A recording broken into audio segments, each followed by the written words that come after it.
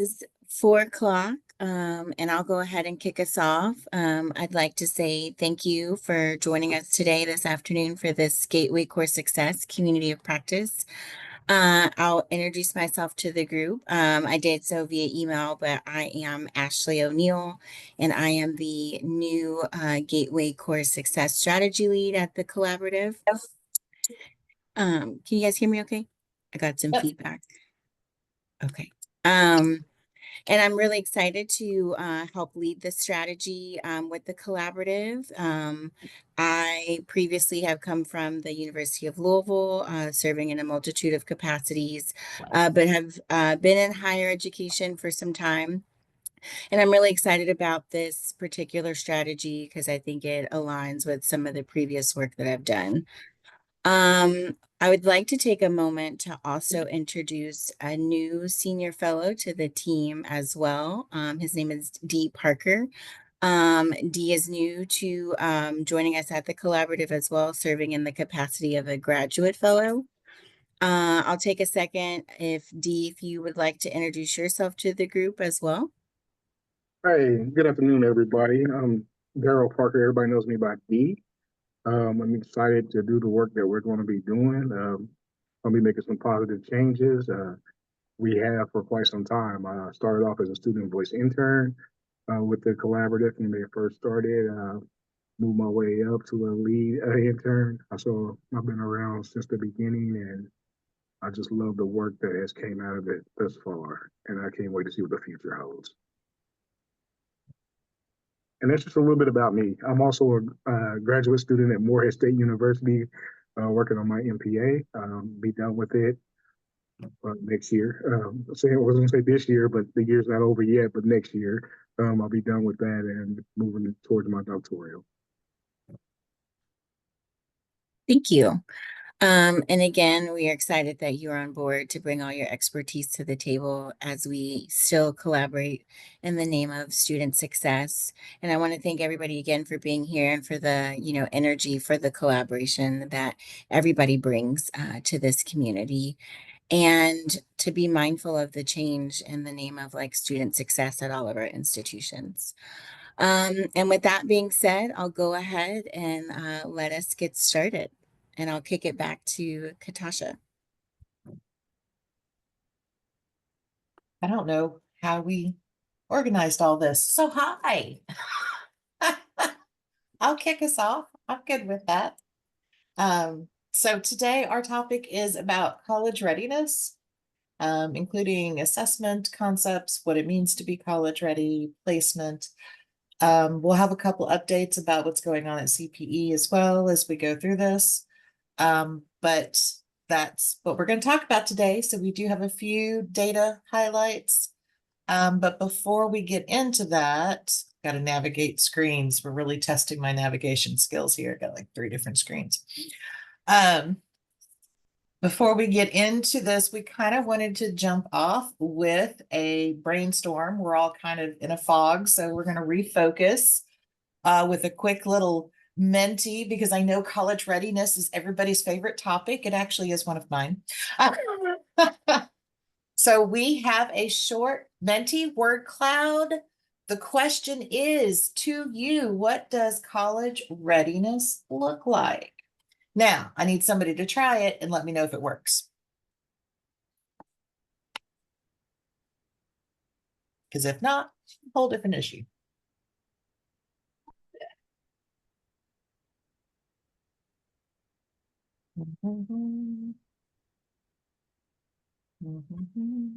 It says waiting for presenter. Yeah, I was afraid of that. Now see, how do I make waiting for presenter become presenter?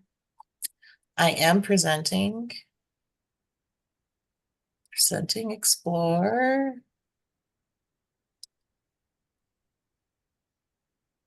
So I tried it both with the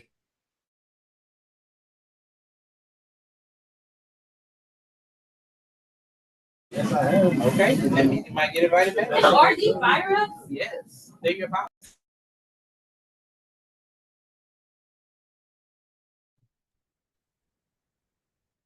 Start timer.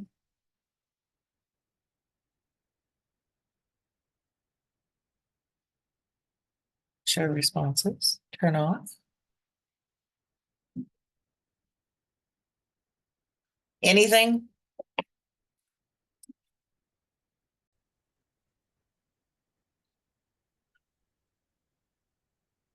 Keep them coming. This is good.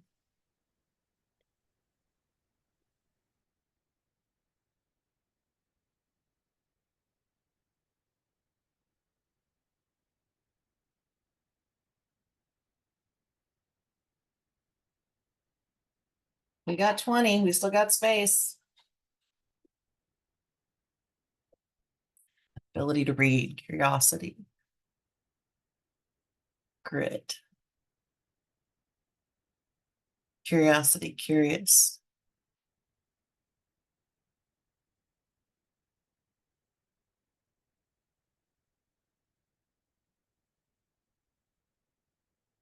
I love the curious.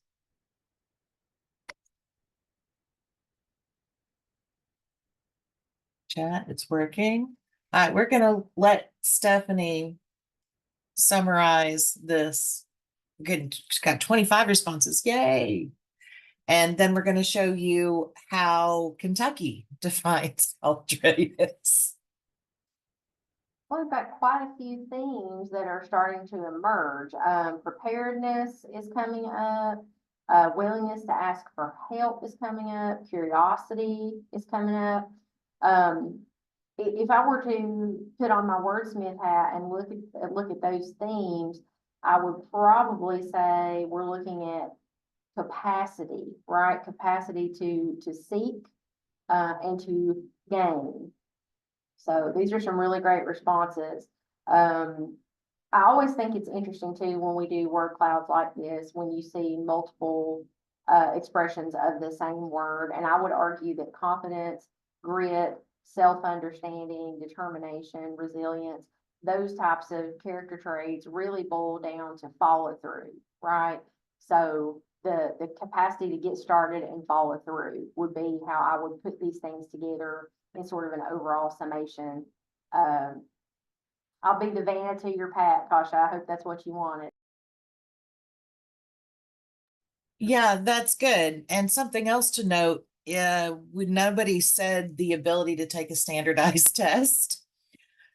Nobody said ACT score of such and such. When we think about college readiness, these are the qualities we're thinking about. Just keep that in mind. I think that's great.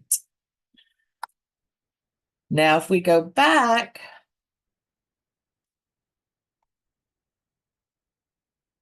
so the question is, well, how does Kentucky define college readiness? I think we had a lot of common themes. Let's start with CPE so we can give you a brief update. I believe we all know how CPE defines college readiness. They're the ones that give us our college readiness benchmarks. These were supposed to go up for review this academic year, but the group that met wasn't able to get the data they were really wanting in order to provide a really in-depth review. So I believe, Ashley, you can step in here. So this is just continuing with no changes for such and such time. You want to step in? Yeah, from what I can tell through CPE that a brief ad hoc committee had met and they had voted to continue with these benchmarks until spring 2027. So these will be our guiding stars as we interact with students to define what readiness looks like in the sense of scores with their placement test.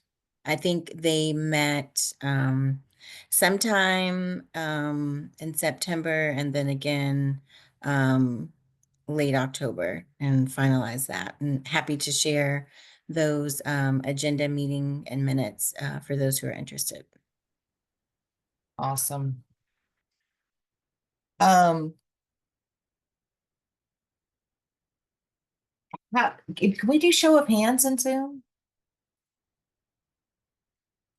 I'm Yes, assuming through we the can. reaction, at the bottom of everyone's screen, I think you can choose what kind of, yes, reaction. Thank you, David. All right, so my question, just quick show of hands. According to CPE, the very first thing they're supposed to look for when we place our students is a test score meeting or exceeding the benchmark. If that's a no, then it moves on to the other world. So out of those in attendance here today, raise your hand if your institution does start the placement process with a test score.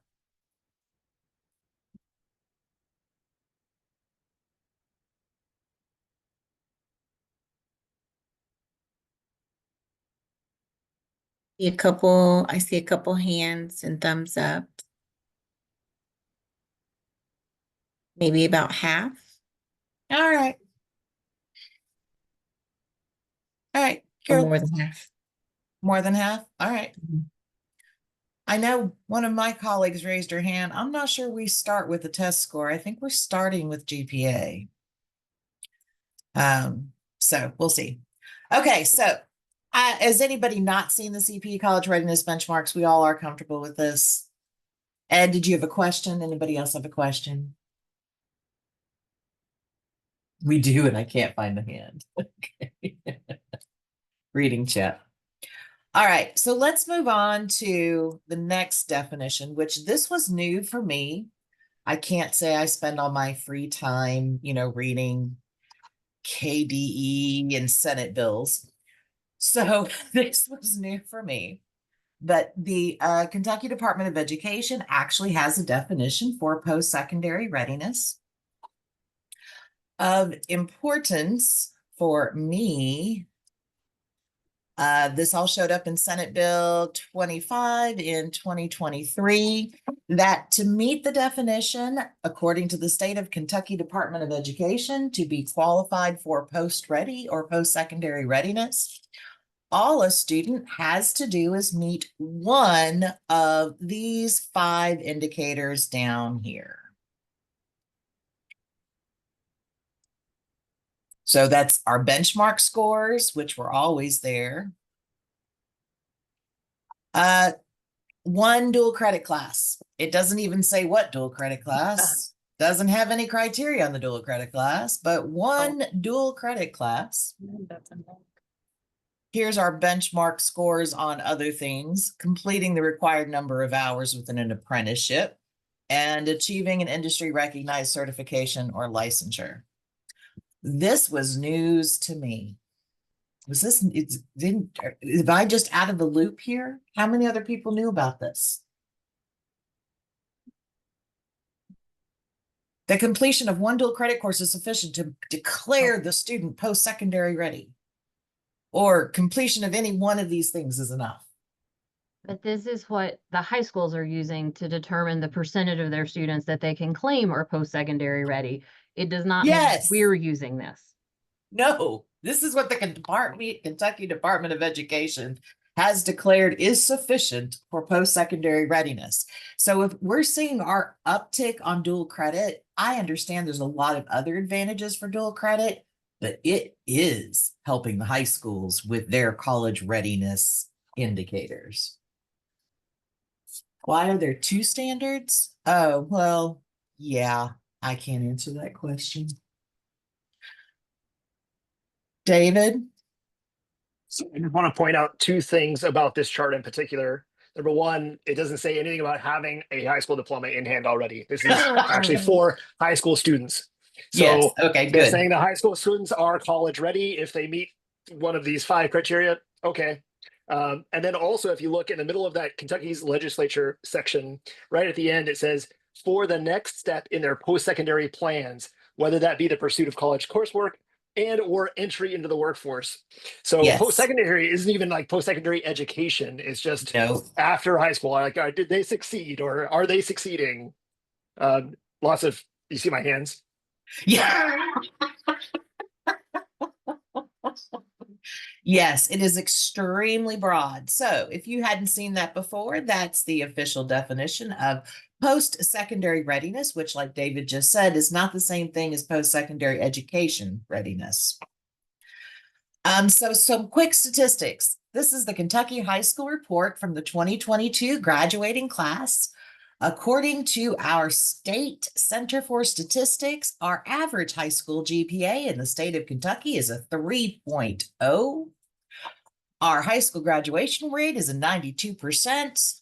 Our post-secondary readiness score, which means it meets that definition we just discussed, 72.7% of our Kentucky graduating seniors from 2022 meet our post-secondary readiness standards with their high school GPA of a 3.0.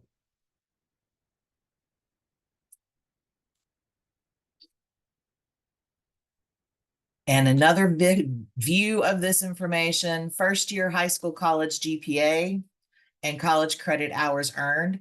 Surprisingly, this has been pretty steady over the years. There's been a bit of an increase in the number of college credit hours earned by the high school graduation year. It says that, right? College credit hours earned. Yes. So this is their first year of college. So it looks like, according to this 2021 graduating class, those students who did go on to post-secondary education completed an average of 19.6 credit hours during their first academic year with an overall GPA of around 2.7. I don't think this sounds half bad, but that's me. I guess it's supposed to be closer to 30 credit hours if you want to graduate on time, right? So from that aspect, it's not great. Okay. And then this is the educational attainment for that. How many are, I think, pursuing educational attainment? No, how many have actually earned these different credential levels? And we still have 47% that, as of this time when this was published from the 2021 cohort, had only their high school education. So there's a brief synopsis of where Kentucky is today, where they think they are today, and what they're looking for. So I'm going to now step back and pass this on to whoever who is going to set up some breakout groups, because we wanted an opportunity to take this information and get into breakout groups by area and just have a discussion about some of this information, about what's going on at the different institutions, what's working, what challenges are you facing, and whatever else gets you just motivated to speak. Yeah, so I'll jump in here. Nan is going to have something pop up on the screen where folks joining us can denote which breakout room that they are interested in joining based on subject matter. So one being mathematics, then reading and English, other gateway courses, and then there is a slot for advisors and adult education. So in just a second, Nan will break us out and we'll spend about maybe 20 minutes in total in our breakout rooms, 15 minutes for about a good discussion to really work through some of those questions that are on the screen, and then maybe like a 5-minute closing, wrapping up session for any last minute thoughts. And then we'll come back together as one big group again, and we'll kind of just report out with what folks have shared, see if there are any common themes, which I'm sure that there will be. And then we'll wrap up. And that will be our time for today. But I'll pass it over to Nan just in case she needs to say anything as well about the breakout sessions. I've got 4 breakout rooms and they're titled, so you choose whichever ones you want. And then I'll just send a 2-minute warning when we're closing up, so you'll have some time to wrap up. But I will open them right now.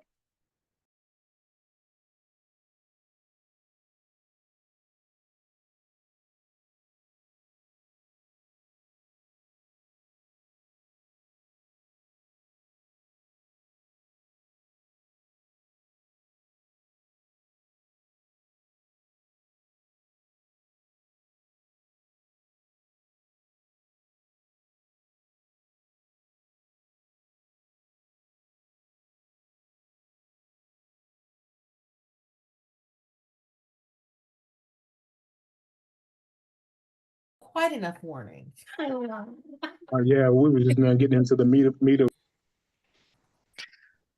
So I was going to briefly call on each room to give us a very quick summary of what you talked about in each room, so the rest of us could hear. So let's make it a 2-minute summary of what you talked about in each room, and I'm just going to go down the list in the order that I have here. English and reading. What did you discuss in your breakout room? Well, I just want to go have tacos with all these people now because some of us had not met before and we are like, we're doing the work, right? And we all get this. So in our group, we had representatives from ECTC, WKU, Spalding. We also had representatives from Jefferson, Owensboro. It was exciting to have folks from all around. One of the main things that we said is important to recognize is that the state determines readiness and that readiness leads to placement, but they're not necessarily interchangeable terms. So most of the institutions in our group use GPA first as the first and primary marker for placement.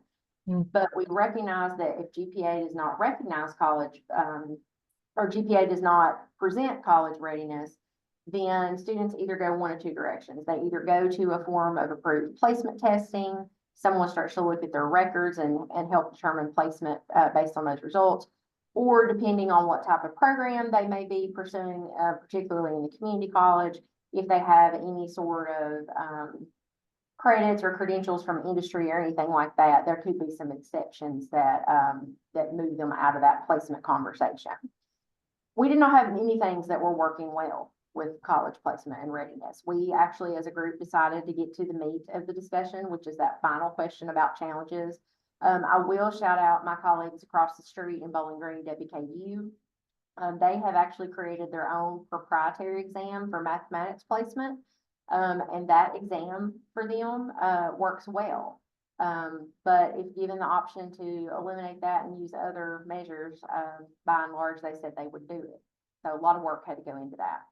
When we talked about challenges, this was really the meat of our discussion, and I think so fruitful, and it was right when Nan zapped us back. Darn it, Nan. But the question we led with, this was asked by my colleague Lisa, she said, is GPA really a good indicator? How meaningful is that? Part of the crux of that argument came from our discussion that what college faculty and staff define college readiness as doesn't always match the same viewpoint that is expressed in the high school of what college readiness is. In English and reading, for example, writing skills, students may not be writing essays, complete essays, or even reading books outside of class. One of my colleagues commented that her son rarely brings homework home that has to be writing completed outside of the classroom. Nearly everything is done in class. So those high school experiences then determine readiness at that level, which looks different from the readiness we anticipate at the higher education level. We also talked about how soft skills or self-regulating skills are a critical part of this conversation, and those are not represented in any way on standardized tests. For example, we broadly see problems with attendance and students showing up for class, showing up for tutoring, showing up for success coaching. So helping students to develop grit and self-efficacy, self-determination, all those things are important, and success coaching can help with that. The students who need those skills often don't seek it or see the value in it. So there's a secondary piece to college readiness that has to do with internal factors that are not cognitive, that are more effective, and we don't have a way that we're measuring that. And we see that play out particularly in writing and reading classes, where students have to self-regulate the time that they take to create a written piece or peruse a text and read it critically. So we're pretty much on the same page with these challenges. I do want to point out one important question from my colleague at WKU, Daniel. I thought that was really important. He said the state statute section 7 subsection 2 has language about placement and says that if students are not college ready, if they're determined not ready, then they shall be administered a readiness test. Now, most of us in the group said, yes, we are doing the shall administer, but some colleges talk about test optional. So that could be a real problem for some institutions. And I thought that was an important nugget that should be shared at this juncture. All right, Shane, hope that was 2 minutes. I didn't have my stopwatch going, but that's just fine. For the mathematics group, Kaushik, can I call on you? I think you took better notes than I did in the math group. But I didn't take notes.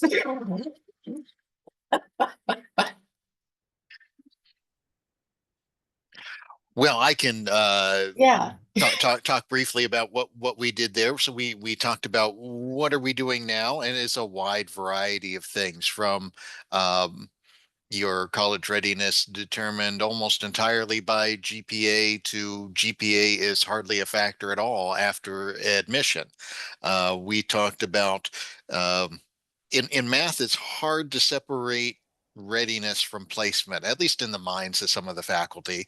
But there is more to readiness than just placement. So we talked about things like program at EKU, where we have students take a course to remediate their readingness needs before they take that first math class. And that UK is trying a program where in certain majors or maybe even certain colleges that students are going to show they can complete a semester of courses successfully before they take that math course to address some of those other things that fit into the category of college readiness, but can't necessarily be measured by a placement test. So I think I hit under 2 minutes. So now the pressure is on for the next one to do the same. Our other Gateway Courses group, would somebody like to speak to that? I'll speak for the group, but anybody in my group, feel free to add. Ironically, a lot of the people who were in the group were teachers of the first year experience courses.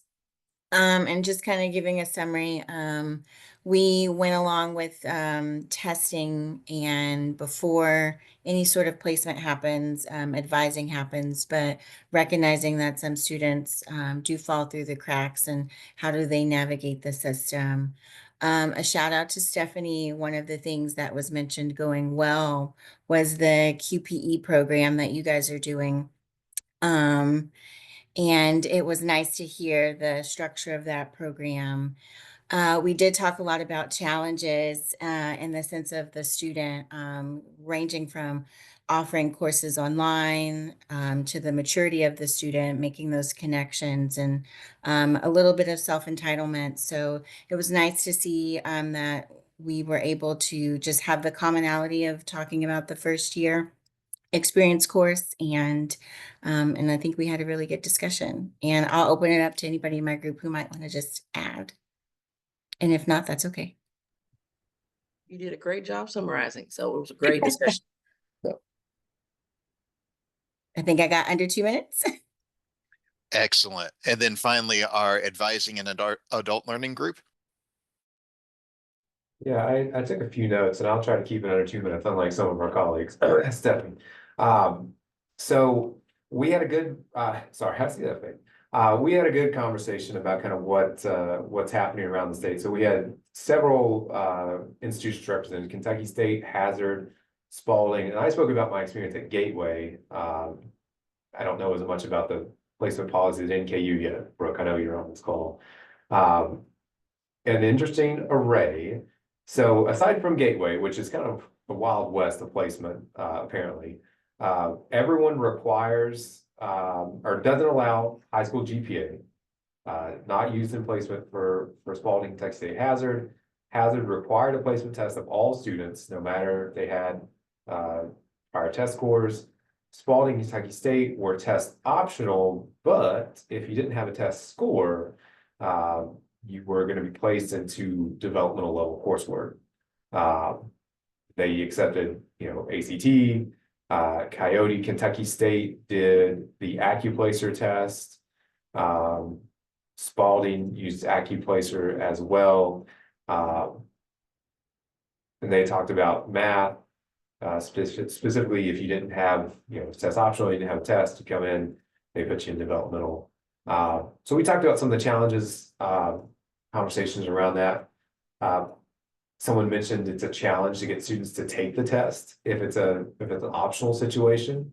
And then they get into Math 101 and they're like, oh, I could have tested out of this, but I didn't take the placement test because it was offered during used orientation or welcome week, and there were other things going on, and I chose not to take the placement test, and now here I am in a class that I don't need. It also is a barrier for enrollment.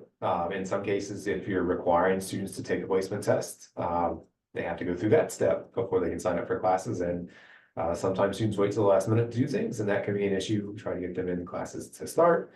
There's a couple questions about when the test scores would expire. Do you accept them 2 years, 5 years? The interesting point, you know, at Gateway, they did accept high school GPA.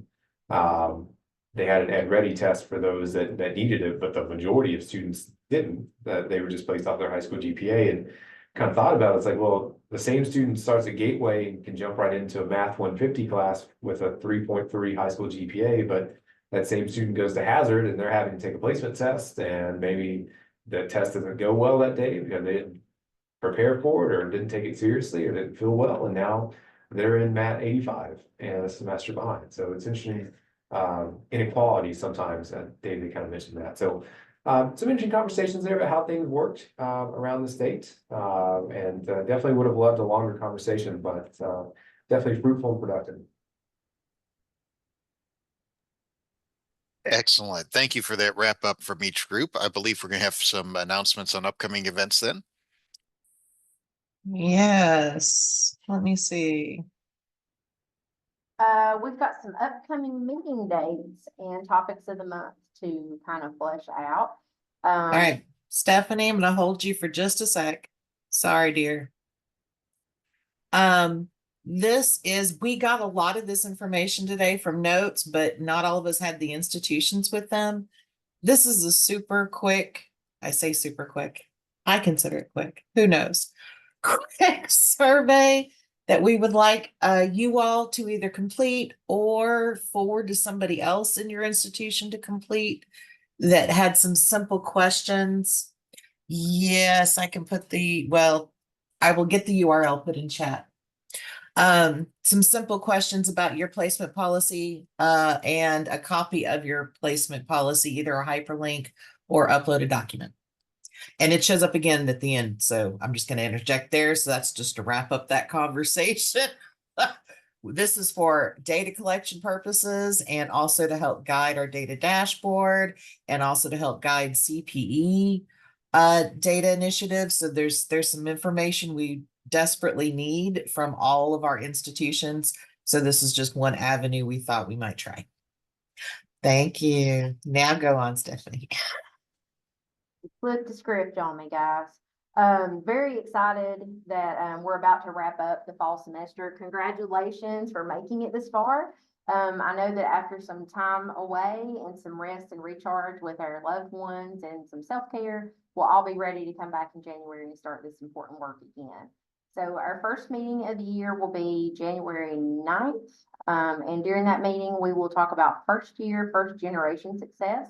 That was a very highly popular topic in the topic of the month survey that we sent out before this series got started. In March, we will talk about the role of academic support in supporting Gateway course success. That's huge. In April, we'll talk about online Gateway course success. And I know in KCTCS, my colleagues in our system, we know all about the steps that we've been taking to improve that throughout the state. So these are going to be some fruitful conversations. In May, we hope to have a semester closing celebration with a guest speaker. I will do probably a survey with Ms. Kosh's help to determine some interests and some topics there. We have access to a lot of connections that can provide us with a final celebration and good discussion to close our series. And with that, I will kick it over to Dr. Hall to encourage you to come see us in February, because we won't be meeting in February. There's a reason for that. Yeah, thanks, Stephanie. Come see us in February. The Student Success Summit has been around for a few years now, so it's something that hopefully most of you have been to or at least heard about. This year it's going to be at the Gatton Center at UK. They're February the 10th and 11th. Well, it says register here, but that's not going to let you do anything. We click on it. So If you need that, we can put that in the chat as well. I'm gonna do that right now. It's a great opportunity. We're gonna have, our group's gonna work on a session. We'll be there. The transfer success team will be there as well. So good opportunity to hear from folks around the state about what's going on with student success. I believe the theme is around transformational leadership. Ashley, I think that's right. Yes. And right now it's $150 to register. Does that go up at a certain point? I think after December 15th. November 15th, 10 days to lock in at the lower rate. So make sure you do that. We'd love to have you in Lexington to come and hang out.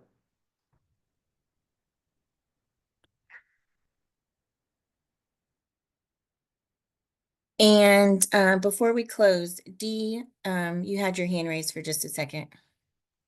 No, I was just gonna ask, are we also, when we meet back up in January, are we going to include our non-traditional students as well? When we're To talking about, attend- when we're talking about first gen and everybody else, our non-traditional students kind of fall in that first gen category. Yeah, it's something certain for us to like think about and consider for sure. We can. All right. I am looking at the time and I realize that it's 5. I would like to just offer some final thoughts. Thank you guys for joining us today, this evening. We do hope, and it sounded like great discussion was being had within our groups, and we hope that this discussion does not stop. And for the senior fellows that help with the good strategy work, taking in all the good information so that way we can put it in even more of the strategies and make sure that whatever was captured today, that we can continue to make sure that it aligns with the progress that we are trying to make towards our student success in the name of Gateway Course Success. So I appreciate you guys for joining us, and I hope you guys also got to take something away, and we do hope to see you back here January 9th. And if you have any questions at all, please feel free to reach out to myself, any of the senior fellows, and we just want to continue this work. And I appreciate all of the contributions to the work for today. And as Katasha's slide, happy December, happy holidays. And I hope, as Stephanie has mentioned and said, that you get that much needed rest and come back recharged in January. And I thank you for tonight. And yeah, thanks. Thank you. Have a good day, everybody. Bye. Thank you. Bye.